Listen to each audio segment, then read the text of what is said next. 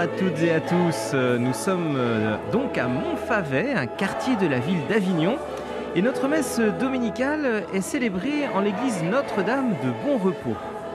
En ce temps de l'Esprit, depuis l'Ascension jusqu'à la Pentecôte, c'est un fort Mistral qui souffle sur la région provençale et qui nous accueille pour cette Eucharistie qui sera présidée par l'abbé Marc Quatrefages, le curé de la paroisse. Je vous souhaite une belle messe.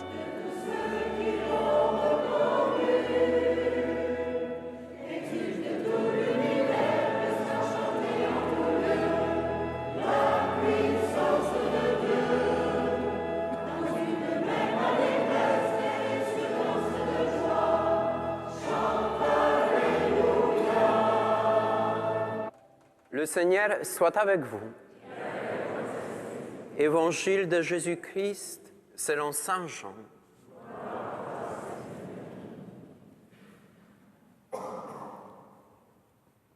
En ce temps-là, les yeux levés au ciel, Jésus pria ainsi. Père saint, garde mes disciples unis dans ton nom, le nom que tu m'as donné, pour qu'ils soient un comme nous-mêmes. Quand j'étais avec eux, je les gardais unis dans ton nom, le nom que tu m'as donné. Je veillais sur eux, et aucun ne s'est perdu, sauf celui qui s'en va à sa perte, de sorte que l'Écriture soit accomplie. Et maintenant que je viens à toi, je parle ainsi dans le monde, pour qu'ils aient en eux-mêmes ma joie, et qu'ils en soient comblés. Moi, je leur ai donné ta parole, et le monde les a pris en haine, parce qu'ils n'appartiennent pas au monde, de même que moi, je n'appartiens pas au monde. Je ne prie pas pour que tu les retires du monde, mais pour que tu les gardes du mauvais. Ils n'appartiennent pas au monde, de même que moi, je n'appartiens pas au monde. Sanctifie-les dans la vérité. Ta parole est vérité. De même que tu m'as envoyé dans le monde, moi aussi, je les ai envoyés dans le monde. Et pour eux, je me sanctifie moi-même, afin qu'ils soient, eux aussi, sanctifiés dans la vérité. Acclamons la parole de Dieu.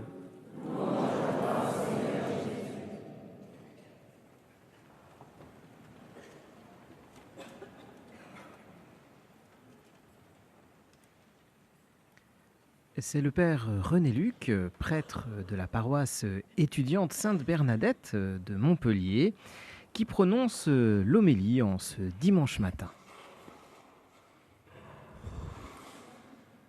Chers frères et sœurs, aujourd'hui même, à l'instant où je vous parle, le pape François est en train de canoniser deux personnes, Émilie de Villeneuve, une religieuse française, et aussi une petite Palestinienne, Mariam de Bethléem. Cette petite arabe qui est contemporaine de Bernadette Soubirous a une vie vraiment incroyable.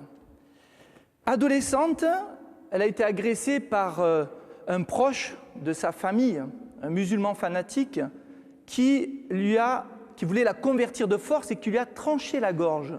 Elle a été sauvée miraculeusement. Elle est entrée au Carmel de Pau à l'âge de 21 ans. Elle a reçu les stigmates et là, elle a eu une union au Christ vraiment hors du commun, faite de extase, bilocation, lévitation, prophétie. Et en même temps, elle restait simple, humble, obéissante, dévouée. Et son message principal, c'était de redécouvrir, frères et sœurs, l'importance de la dévotion au Saint-Esprit. Alors, comme nous sommes entre l'Ascension et la Pentecôte, eh bien, je vous propose justement de nous interroger sur la place que nous accordons à l'Esprit Saint dans nos vies à partir des lectures de ce jour et en suivant quelques indications de Mariam de Bethléem. Commençons donc par les lectures. les Actes des Apôtres que nous venons de lire nous montrent comment la première Église comptait sur l'action du Saint-Esprit. Pierre et toute la communauté prient par exemple l'Esprit Saint pour qu'il donne le discernement sur celui qui doit remplacer Judas. Une fois que Matthias a été discerné, on prie à nouveau sur lui pour qu'il reçoive la force. L'Esprit Saint lui donne la force pour porter sa charge. D'ailleurs, encore aujourd'hui, dans l'Église, on perpétue cette tradition de chanter le Veni Creator à chaque ordination sacerdotale. Dans la seconde lecture, Saint Jean nous invite à demeurer dans l'amour. L'amour envers Dieu, l'amour envers les autres, cela n'est possible, nous dit-il, que si nous avons part à son esprit. Oui, frères et sœurs, c'est l'Esprit Saint qui fait l'unité, c'est l'Esprit Saint qui donne la joie, c'est l'Esprit Saint qui nous pousse à aller vers les autres, c'est l'Esprit Saint qui nous donne le discernement pour nous garder du mauvais et de l'esprit du monde.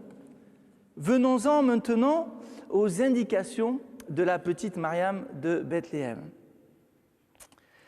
Elle nous invite à invoquer le plus souvent possible dans notre vie spirituelle l'Esprit Saint. Elle a même écrit au pape Pie IX en lui disant ceci, je cite, « Le monde et les communautés religieuses cherchent des nouveautés dans les dévotions et négligent la véritable dévotion au Saint-Esprit.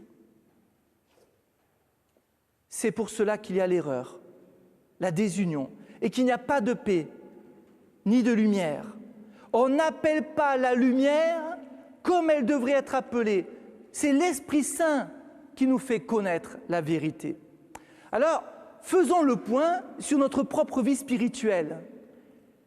Comment nous-mêmes nous invoquons le Saint-Esprit? Bien sûr, nous prions Jésus, naturellement. Bien sûr, nous prions la Vierge Marie. Bien sûr, nous prions tel ou tel saint qui nous est un peu plus familier. Mais est-ce que nous parlons de la même manière chaque jour à l'Esprit Saint? Est-ce qu'il est notre ami?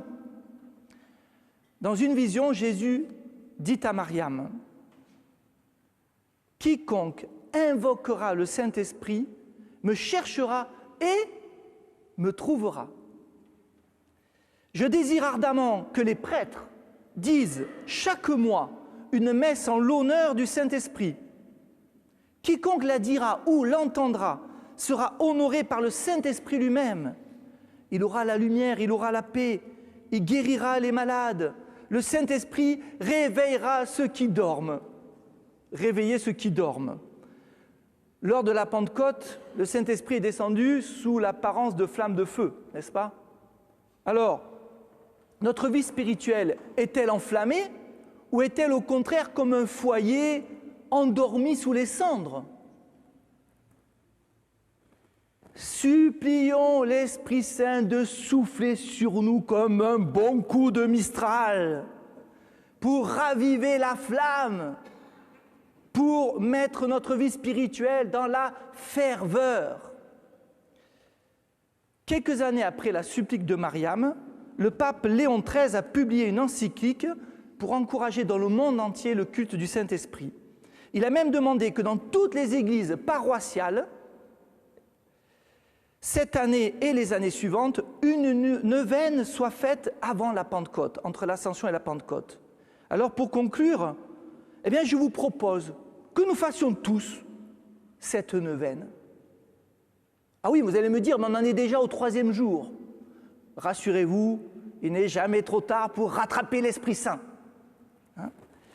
Alors, prions donc jusqu'à la Pentecôte Notre-Dame du Cénacle, la Vierge Marie, et supplions, viens Esprit Saint, viens nous visiter, viens éclairer l'âme de tes fils.